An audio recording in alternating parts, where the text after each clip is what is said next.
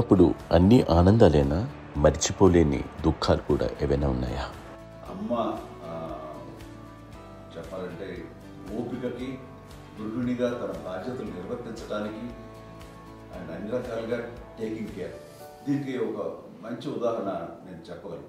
అది తలుచుకున్నప్పుడు నాకు చాలా ఉద్యోగం ఉంటుంది, నాకు చాలా ఖండిత వచ్చేస్తుంది. అమ్మకి మేము 5 బిడ్డలు అండ్ పురిట్లోనూ 1 year పెరుగో 2.5 years పెరుగో 3 బిడ్డలు చనిపోయారు. నాకు గుర్తెరిగి పొన్నూరులో నేను 6th class చదువుతున్నాను, 6వ తరగతి. అప్పుడు రమణ అనే ఒక అమ్మాయికి 3 years. రమణ అంటే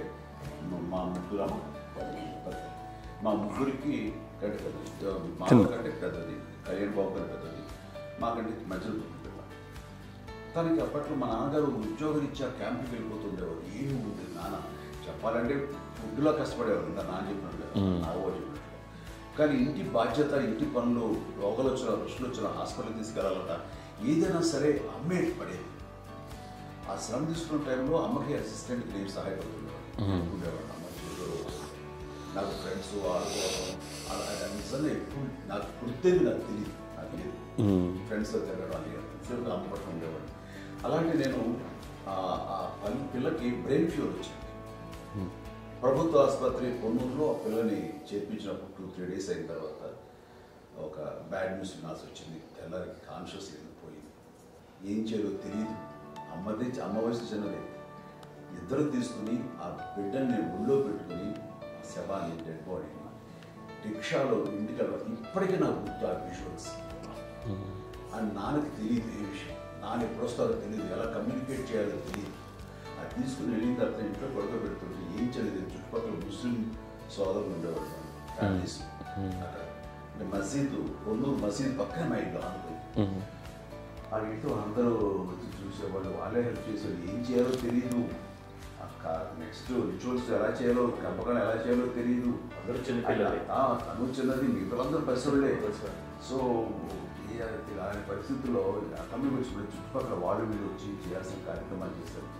ఆ సమయం నాకు ఎక్కడో కమ్యూనికేట్ చేసి డిపార్ట్మెంట్ ద్వారా నాన్న వచ్చేసరికి అన్నీ అయిపోయింది. ఇప్పటికీ నాకు మేము ఇలా ఎన్ని పురుషులు ఎన్నుకుంటున్నామంటే ఎలాంటి ఇది లేకుండా జాగ్రత్త అనే ఒక హెచ్చరికలాగా చేస్తూ అండ్ పంపించాలని సపోర్ట్ చేసి అండ్ ఇప్పుడైతే నా మీద నమ్ముకుంటే నేను ఏ నిర్ణయం తీసుకున్నా మరో మాట. అండ్ తనకి హాస్పిటల్ పెద్ద ఫోబియా. నేను ఎక్కడికి వస్తున్నా హాస్పిటల్. ఈ మధ్యకాలంలో సరే అమ్మకి మోకాల ఆపరేషన్ జరిగింది.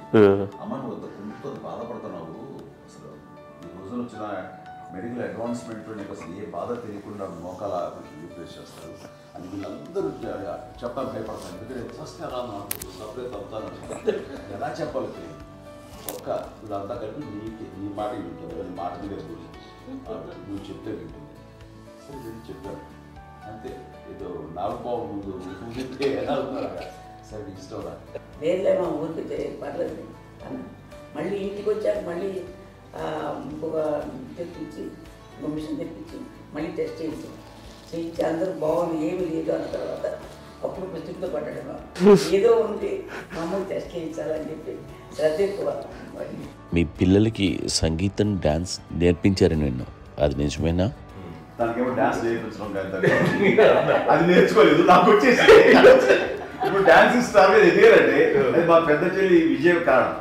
అప్పుడు తనకి 5 ఏళ్ళు, నాకు 9 ఏళ్ళు ఉంటాయి, ఉంటుంది 10-11 ఏళ్ళు ఉంటాయి నాకు. బాపట్లనా, సో బాపట్ల చాలా చిన్నది, 5 ఏళ్ళు. నాకు ఒక 11-12 ఏళ్ళు. తను తీసుకుని గోడ మీద పెట్టుకోవడం అలా కూర్చొని చూస్తుండేవాడు. కూర్చుంటే అది నేర్చుకుంటుంది. నేను మానసికంగా నేర్చేసుకున్నాను. ఇప్పటికీ ఆ స్టెప్స్ ఏమిటి వేస్తాను అంతగా ఇప్పుడు తను తరబడతాయి. ఇంకోటి ఏంటమ్మా,